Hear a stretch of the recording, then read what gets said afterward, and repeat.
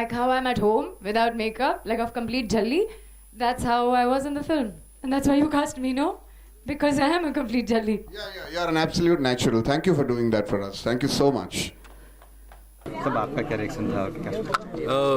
सबसे पहले तो ये कि मैंने इनके बारे में जो अखबार में ख़बर आई थी मैंने वो ख़बर पढ़ी थी, और उसके कुछ महीनों के बाद मुझे जब अनंत सर ने फ़ोन किया और मैं उनसे मिलने गया, और उन्होंने जब मुझे बताया कि उनके जीवन पे ये एक फ़िल्म बनाने जा रहे हैं, तो एज एन एक्टर तो मैं बहुत उत्साहित हो गया। दूसरा, मैं ये जानना चाहता था कि स्क्रिप्ट कैसे लिखी जाएगी, कहानी क्या है।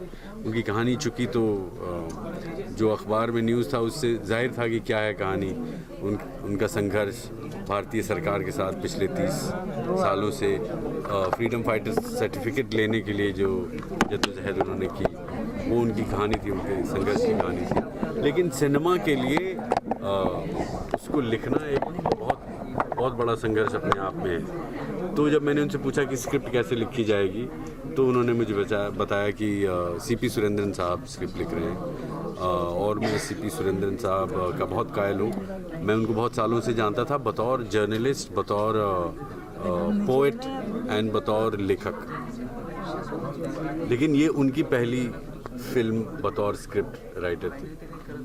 तो इसके बाद हमारा कोलैबोरेशन भी शुरू हुआ। हम कई बार दास साहब से मिलने भी गए, दहिसर में रहते हैं दास साहब। तो इसके बाद जब वो स्क्रिप्ट बनकर आई तो धीरे धीरे उसमें काफ़ी बातें गौर हरिदास जी की, जो हम रोज़ जाके मिलते थे उनसे, जो नई बातें उजागर हुई वो हम सब स्क्रिप्ट में, क्योंकि मतलब उनके 30 साल का जो संघर्ष रहा है वो इतना बृहद है कि हम सारी बातें फिल्म में नहीं कह सकते। तो उसमें से क्या हम पिक करेंगे, क्या सेलेक्ट करेंगे और क्या दिखाएंगे, वो मेरे पास नहीं है, या सचिन सर ने या आनंद सर ने मेरे को ये चीज़ बताई नहीं थी, तो शॉक्ड हूँ। लेकिन मैं क्या बोलूँ, मैं कांग्रेट्स करूँगा सचिन खानोलकर और अनंत सर को, क्योंकि एक अलग सब्जेक्ट, एक फिल्में तो हर एक जन बनाता है, कमर्शियली बनाता है, थोड़ी आर्ट वाली बनाता है, लेकिन ये सच्ची कहानी है। जो आदमी आज भी जिंदा है, वो रह रहा है दहिसर में, उसकी कहानी बताने की चीज़, और ये यूथ को। तो एक्साइटेड भी हूँ क्योंकि अच्छी फिल्म बनी है।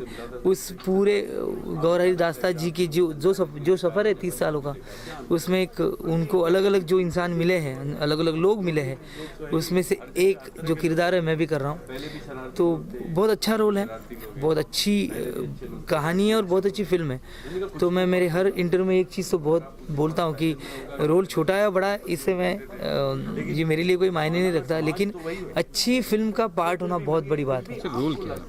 सर, मैं एक एजेंट बना हूँ जो आपके सामने, आपके आजू बाजू में बहुत जन घूमते रहते हैं। जैसे गणपति के लिए हो, किसी के लिए मेरी पहचान है, मैं करके दूंगा, तू टेंशन मत ले। ऐसे बोलने वाले बहुत लोग मिलते लाइफ में आपको, अरे टेंशन मत ले, मेरी पहचान है। तो वैसा ही बंदा है।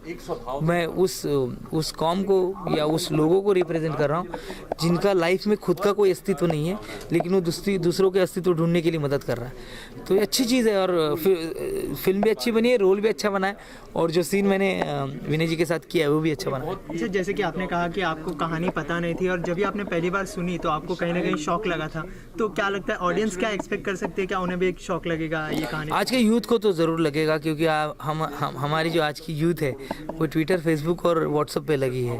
हम ये जो एनर्जी है वो आज की ज़रूरत है, वो करना चाहिए। लेकिन ऐसी चीज़ें भी हमारे देश के लिए हुई है।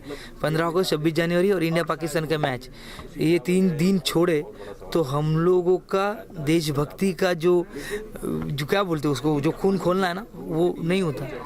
तो ये हम लोग एक्टर हैं, हम लोग फिल्म मेकर हैं, हम लोग रंगमंच के कलाकार हैं। तो हम हमारी तरफ से जो रिएक्ट होना है वो हमारे माध्यम से हो रहे हैं, जैसे फिल्मों में से हो रहे हैं, नाटकों से हो रहे हैं। तो हमारे पास ये चीज़ है रिएक्ट होने के लिए, तो हम रिएक्ट हो रहे हैं। हम आज के लोगों को, स्पेशली आज के यूथ को बता रहे हैं कि भाई लोग, ये लोग ने भी हमारे लिए खून बहाया है, उसके लिए कुछ करना चाहिए। सिद्धार्थ, मराठी फिल्म से आप हिंदी सिनेमा में भी एक्टिंग भी कर रहे हैं, तो आगे किसी सफर ऐसे चलने वाला है और हिंदी